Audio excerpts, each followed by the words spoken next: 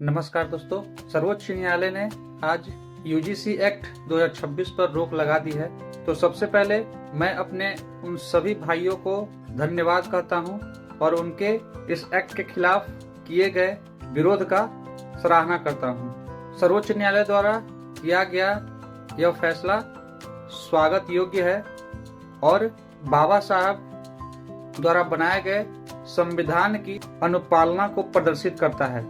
तो चलिए हम जान लेते हैं कि आज सुप्रीम कोर्ट ने क्या क्या निर्देश दिए हैं। आज सुप्रीम कोर्ट ने यूजीसी एक्ट 2026 पर रोक लगाते हुए और संविधान द्वारा दिए गए अनुच्छेद 142 के तहत अपनी शक्तियों का प्रयोग करते हुए इस नियम पर रोक लगा दी है और 2012 के कानून को नियमित रूप से जारी रखने का आदेश दिया है।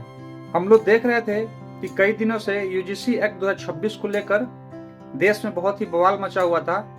इस दौरान सर्वोच्च न्यायालय में एक रिट दायर की गई थी जिसमें यूजीसी एक्ट के बिंदु संख्या 3 के सेक्शन सी में जाति आधारित भेदभाव की परिभाषा पर सवाल उठाए गए थे।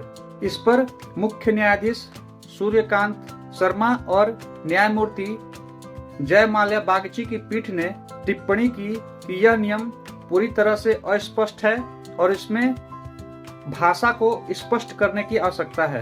इसके अलावा उन्होंने यह भी कहा कि यूजीसी द्वारा जो यह नियम लाया गया है इसके दुरुपयोग होने की पूरी संभावना है।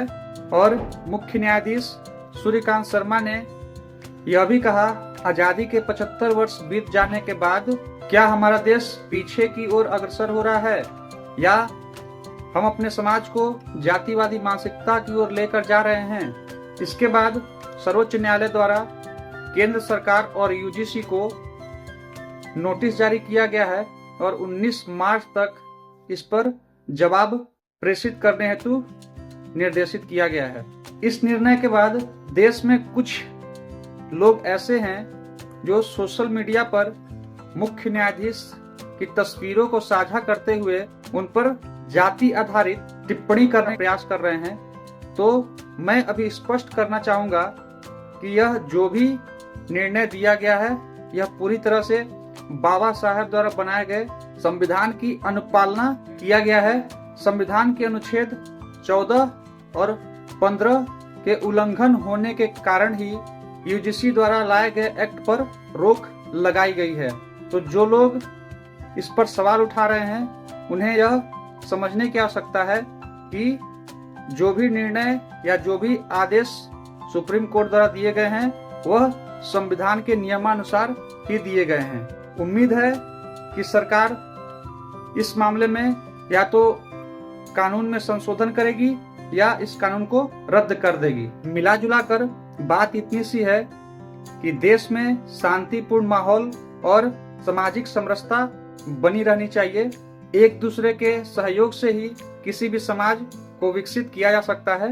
और एक चीज समझने की आवश्यकता है कि इस देश में जो भी जनरल श्रेणी या जनरल वर्ग के लोग हैं वह भी इसी देश के नागरिक हैं और जब भी कोई नियम कानून बनते हैं तो उनको भी इस नियम में साथ लेकर चलने की आवश्यकता है। सरकार से उम्मीद है और आशा है कि अगली बार नियम बनाते समय सभी वर्गों को साथ लेकर चलें ताकि समाज में और देश में शांतिपूर्ण माहौल बना रहे।